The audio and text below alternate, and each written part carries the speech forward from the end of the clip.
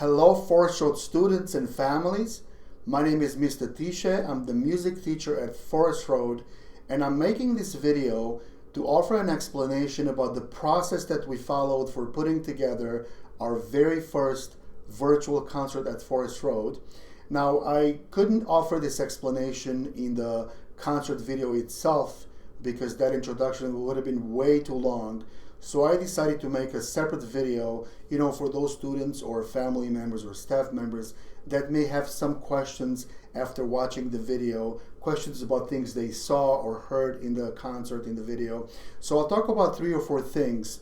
I'll talk about the process that we followed for putting this together.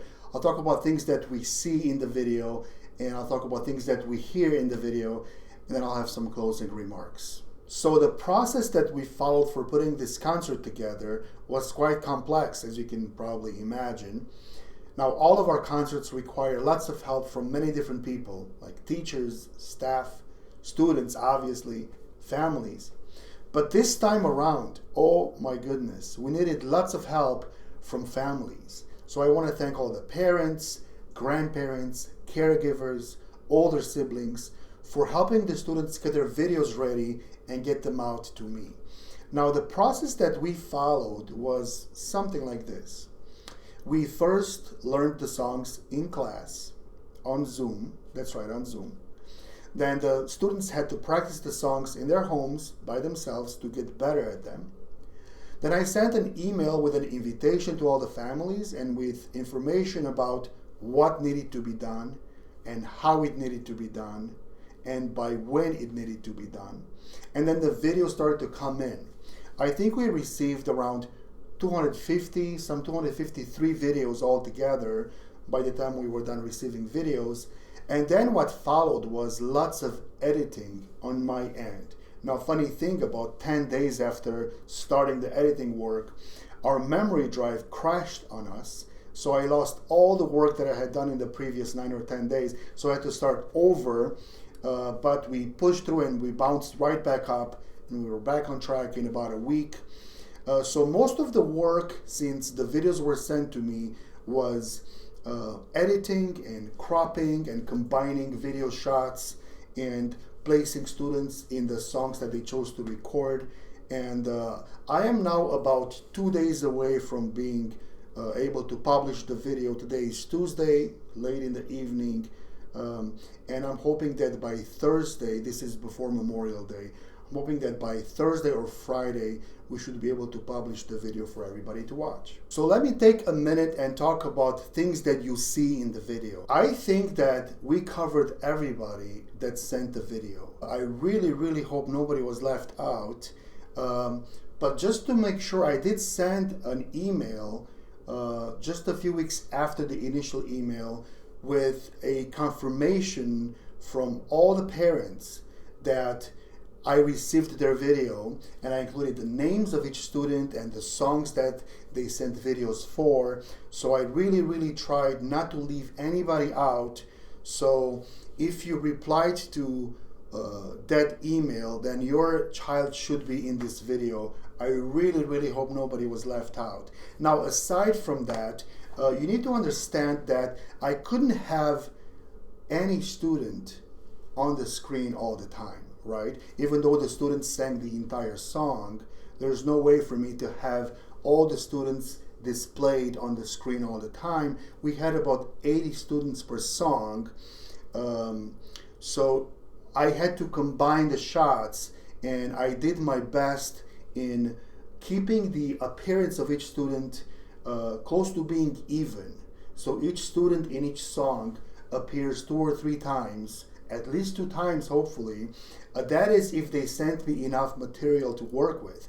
Now, some students recorded just a little section of a song. Some students skipped like the second verse of a song, or just sat there and forgot the words and didn't re-record. So obviously I couldn't use a section like that. So just keep that in mind. I had to work with what I received, and if you feel that your child was not displayed on the screen as much as you thought they would be, maybe that's because some of the sections were missing from their video, or some of the sections maybe they forgot most of the words or most of the notes on the instrument that they were playing, so those sections could not be used. So just keep that in mind. Also about the quality and size of the video. I simply took your videos and moved them into the multi-screen shot. I didn't really change the size or the quality of the videos.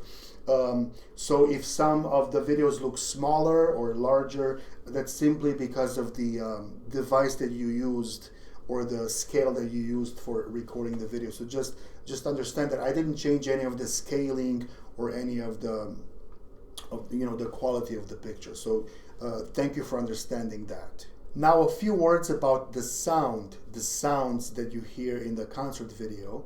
You'll have to understand that this is a combined sound.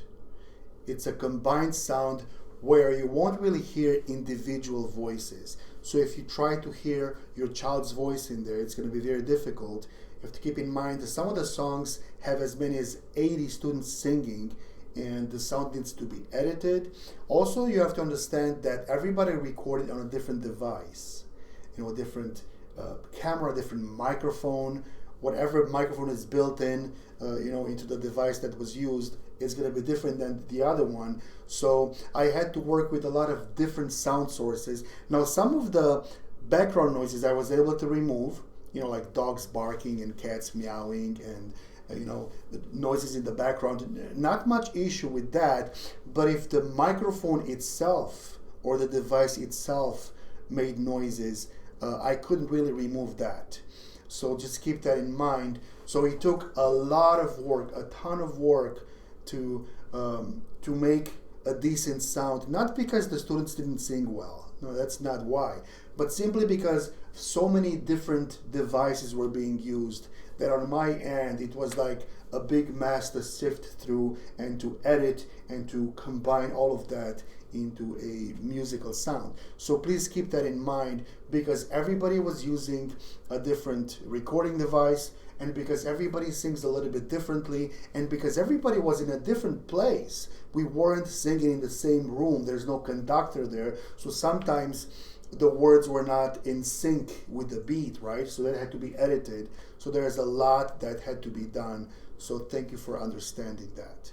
I'm ending this video here, but not before thanking you one more time for helping the students get their videos ready and getting them out to me. This has got to be the most difficult musical performance we put together at Forest Road ever.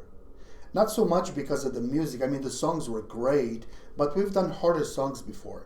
But because of the process that we had to follow, and because of the great number of people that had to participate in order to make this happen. So I want to thank all of you for making this possible, for helping the students make it possible.